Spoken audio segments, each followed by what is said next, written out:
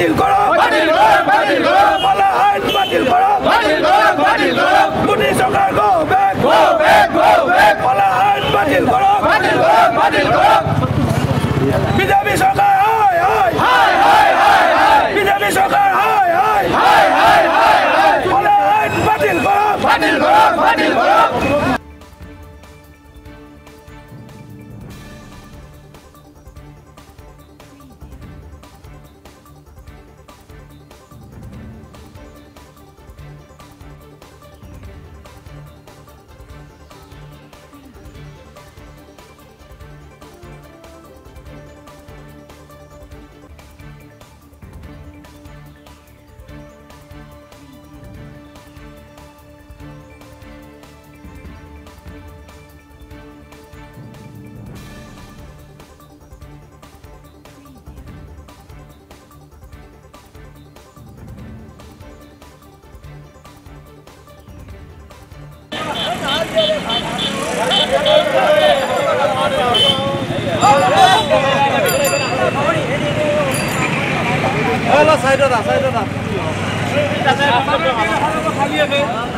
बहुत सुंदर है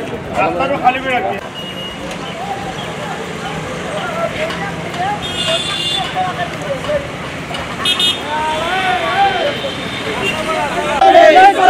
কলা আইন বন্ধ করো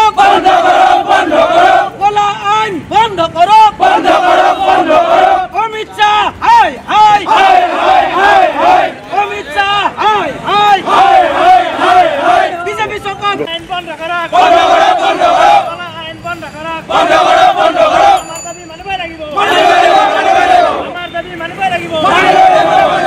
আমার দাবি নিজ দাবি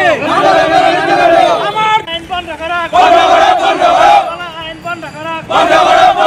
আমার দাবি মানিবই লাগিব আমার দাবি মানিবই লাগিব আমার দাবি নিজ দাবি আমার কলা আইন বন্ধ করো কলা আইন বন্ধ করো অমিত শাহ হাই অমিত শাহ হাই চকা বন্ধ মানে আমি কৰ্মবিৰতি লৈছোঁ কৰ্মবিৰতি লোৱাৰ এটাই কাৰণ হিট এণ্ড ৰান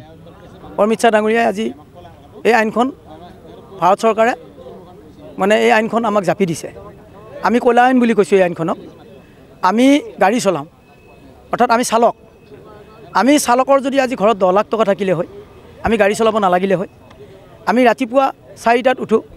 গধূলি আমি 11টাত ঘৰ পাওঁ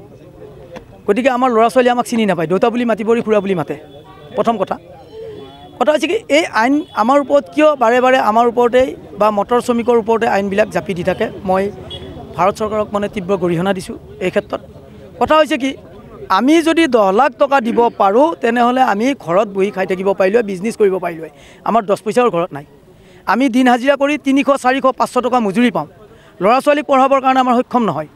আমি লকডাউনত যি কষ্ট পাইছোঁ আমাক কোনো চৰকাৰে আমাৰ ফালে নাচালে আমাৰ মটৰ শ্ৰমিকক কিন্তু মটৰ শ্ৰমিকে এনেকুৱা এটা চৰকাৰক সহায় কৰি আছে সেই চৰকাৰে আমাৰ ফালে কোনো কাৰণত নাচায় সৈনিকৰ দৰে আমি কাম কৰি আছোঁ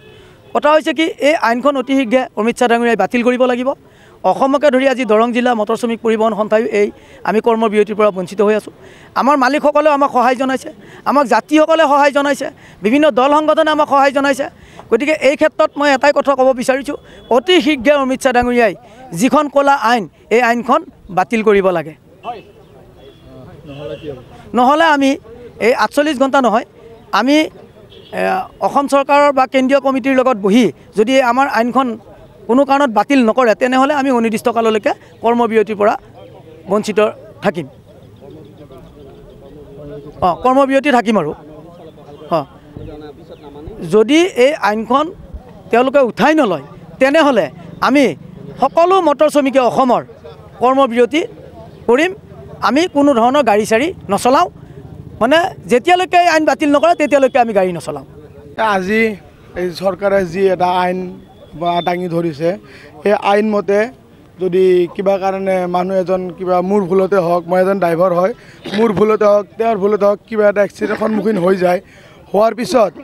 আমাৰ 10 বছৰ জেললৈ যাব লাগিব জেলত থাকিব লাগিব 10 লাখ টকা জৰিমনা দিব লাগিব 10 লাখ টকা জৰিমনাটো আমি দিব নোৱাৰোঁ বা 10 বছৰ জেলত থাকিব নোৱাৰোঁ 10 বছৰ জেলত থাকিলে মোৰ ঘৰখন কেনেকৈ চলিব মোৰ ঘৰত পৰিয়াল নাই 2-4জন মানুহ আছে তাতে সবতকৈ ডাঙৰ মই গতিকে আজি এই কথাখন চিন্তা কৰি ফালে ওলাই আহিছোঁ আমি ৰাইজ ওলাই আহিছোঁ কাৰণ আমি ইয়াতে কোনো দাদাগিৰি কৰা নাই কোনো গুণ্ডাগিৰি কৰা নাই মানে আমাৰ দাবী এইটো হ'ল যে যদি কিবা কাৰণত কিবা এটা হৈ যায় ৰাস্তাৰ ডাঙৰ কথা নহয় হৈ যায় তো গতিকে যদি 10 লাখ টকা দিবলগীয়া হয় বা 10 বছৰ জেলত থাকিবলগীয়া হয় আমিতো এইটো নোৱাৰোঁ আমাৰ খাদ্য নাই চাওক আজি এযোৰ জোতা যে কিনিম আমি এনেকুৱা গাড়ী চলাই খাওঁ যি ইনকাম হৈছে জোতা এযোৰ কিনিম জোতা এযোৰ কিনিবলৈ পইচা নাই তো গতিকে আমি 10 লাখ টকা কেনেকৈ জৰিমনা দিম 10 বছৰ কেনেকৈ জেলত থাকিম 10 বছৰ জেলত থাকিবলৈ মোৰ ঘৰখনৰ অৱস্থা কি হ'ব মোৰ ঘৰখনৰ ডাঙৰ ল'ৰা মই দেউতা নাই ডাঙৰ দাদা নাই আইনখন আমি নামানো আইনখন যদি উঠাই নলয় আমি এনেকৈ স্থিৰ হৈ ৰ'ম গাড়ী চলাব নোৱাৰোঁ কেনেকৈ চলাম